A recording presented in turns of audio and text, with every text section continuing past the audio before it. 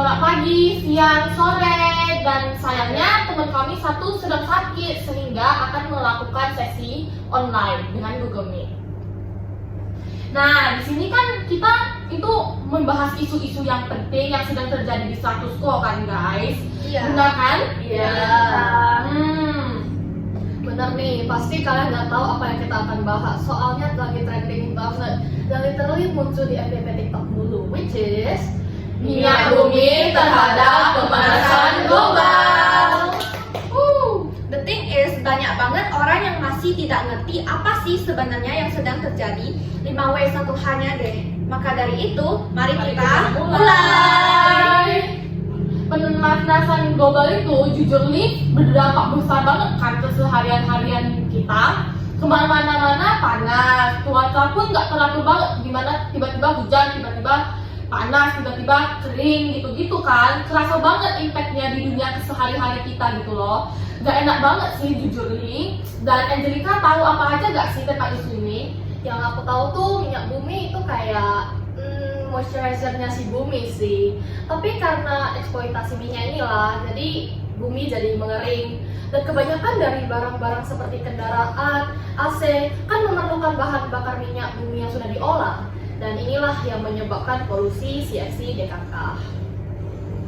Iya, tapi ya guys, kontributor utama pemanasan global serta perubahan iklim ini adalah pembakaran bahan bakar fosil gitu yang nantinya melepaskan karbon dioksida atau CO2 yang bikin panas itu, and then nanti akan merampas panas di atmosfer nih guys. Iya, minyak bumi itu udah seperti basic necessities atau kebutuhan pokok dalam kehidupan sehari-hari. Mau apa-apa pasti perlu minyak bumi. Tapi tetap sadarilah minyak bumi itu tidak dapat diperbarui karena proses pembentukannya itu aja memerlukan waktu yang sangat-sangat lama. Durasinya itu bisa sampai jutaan tahun loh. Bener, ini juga merupakan salah satu alasan kenapa kita mengadakan sesi podcast ini, yaitu untuk menaikkan kesadaran kalian semua akan pentingnya penggunaan minyak bumi dengan bijak. Sebagai warga negara, kita memang memiliki hak untuk memanfaatkan minyak bumi dalam mendukung aktivitas sehari-hari kita, tetapi di sisi lain kita juga memiliki kewajiban untuk hemat-hemat dalam menggunakannya. Iya, selain menghemat-hemat, akan lebih baik jika kita bisa mengurangi jumlah penggunaan minyak bumi dengan cara mengubah lifestyle hidup kita, kayak menggantikannya ke bahan bakar alternatif. Contohnya kayak matahari, angin, dan air. Tapi tahu gak sih Angelica, meskipun dunia ini sedang bergerak menuju renewable energy, minyak itu masih memainkan peran utama dalam perekonomian dunia. Sehingga harganya itu juga merupakan salah satu dari banyak pilar di pasar keuangan yang bisa berdampak kepada aspek lain juga. Ini pasti faktor penghambat untuk mengurangi minyak bumi. Membangunkan sekali. Iya kan? Jadi kayak masyarakat itu harus pilih di antara mau mempertahankan ekonomi atau keberlangsungan hidup kita gitu loh. Dan apalagi kita hidup di dunia kapitalisme di mana ekonomi itu sangat penting. Jadi kalau kalian pilih apa? Menurut saya sih pemanasan global ini kayak lebih time sensitif ya guys. Jadi dimana kita harus lebih bergerak secepat mungkin karena banyak banget makhluk hidup yang telah merasakan impactnya kan.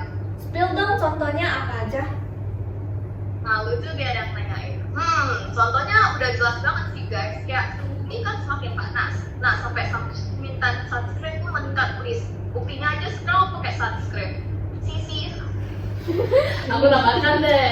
Contohnya lagi perubahan iklim. Jadi nanti bakal terjadi banyak hujan. Lalu makhluk hidup susah adaptasi deh. Akhirnya tanaman bisa mati dan hewan bakal migrasi. Jadi nanti ekosistemnya bakal berubah total. Tapi guys, aku tim prioritasin ekonomi dulu sih. Ih, kok gitu sih Lika? Kalau kita prioritas ekonomi, nanti ekonominya kan bakal meningkat. Dari sana, menurutku akan lebih gampang masyarakat serta pemerintah untuk mengakses alat untuk mengurangi pemanasan global. Contohnya panel surya dan juga melaksanakan lifestyle eco-friendly tanpa mengkhawatirkan ekonomi. Betul juga sih, karena ekonomi merupakan faktor terpenting dalam keseharian di hidup kita. Masyarakat tentu gak bisa hanya fokus mengurangi pemanasan global saja saat ekonomi dunia sedang tidak stabil di depan mata kita. Karena tentu saja mereka butuh makan setiap harinya. Oh, perekonomian dunia. Ini yang ada kaitan sama Rusia kan? Jangan spoil dulu, ini nanti kita baru bahas. True. Biar podcast kita nggak loncat-loncat kayak kelinci gitu, mari kita bahas lebih detail mengapa minyak itu penting dan bagaimana impact-nya ke kehidupan kita. Aku mau tanya nih, pertama, apa sih sebenarnya yang dimaksud dengan ketika kita berbicara tentang harga minyak? Tentang harga patokan minyak ditetapkan melalui penawaran dan permintaan, bukan? Atau disebut dengan supply dan demand setauku ya. Tapi permintaan itu sejumlah barang yang dibeli atau diminta pada waktu tersebut, dan penawaran itu sejumlah barang yang dijual, bukan? Betul gak, Cil? Betul banget, X, bingo. Emang ada apa sih dengan penawaran dan permintaan? Kalau aku jadi bos, aku mau sih bikin barangku semahal mungkin biar untung banyak ya kan? Ya kalau kemahalan kan gak ada yang mau beli Kak. Masalahnya gewes. Ya namanya harga itu menentukan seberapa berharganya barang tersebut. Iya, semakin besar permintaan, harga pun juga naik guys. Hal ini terjadi untuk menstabilkan harga pasar dan juga sebaliknya. Sebagai contoh nih, iPhone X pada tahun 2017 seharga 14 juta di mana baru rilis dan tren, bukan? Yang berarti banyak banget peminatnya, soalnya lagi nge-trend kan. Sedangkan di 2022, iPhone X ini udah ketinggalan zaman dan peminatnya sedikit sehingga harganya jadi 6 juta guys. Iya, contoh lainnya seperti ketika pandemi COVID melanda pada awal 2020, harga minyak menurun karena ekonomi shutdown, di mana orang-orang pada work from home dan permintaan minyak mengering hampir dalam satu malam. Tetapi ketika ekonomi dunia mulai aktif kembali pada akhir 2020, permintaan terhadap minyak bumi kembali meningkat ketika perjalanan dan konsumsi mulai dilanjutkan kembali. Oh iya, lalu ada terjadinya kekurangan batu bara dan gas alam. Pada saat yang sama juga meningkatkan permintaan. Tapi karena pasokan tidak mampu mengimbangi, which makes the price oil skyrocket, sebagiannya disebabkan oleh penurunan production capacity karena penurunan harga minyak serta investasi selama 1 dekade sebelum pandemi melanda. Jadi, bagaimana sih harga minyak bumi mempengaruhi ekonomi? Minyak mentah itu adalah minyak yang dibor dari tanah untuk membuat minyak tanah, bensin, dan aspal. Dia sangat penting karena digunakan untuk mengekstrak banyak bahan mentah lainnya untuk memproduksi dan mengangkut barang. Ketika minyak menjadi lebih mahal, begitu juga dengan hal lainnya. Jadi inilah yang dapat menyebabkan inflasi dan mengganggu pertumbuhan ekonomi. Oke, karena kita sudah kebahas sampai sini, yuk bahas tentang Rusia yuk. Seperti yang kita semua tahu lah ya, sekarang Rusia dan Ukraine sedang perang. Sehingga Rusia menghentikan ekspor yang sedang terjadi, bukan ekspor tersebut merupakan minyak bumi nih guys, pas banget kan? Dan Rusia itu merupakan salah satu eksportir minyak bumi yang terbanyak lagi. Waduh, gitu ekonomi dan kebutuhan masyarakat bakal terganggu dong. Nah, makanya itu tadi sebutnya perekonomian dunia kak.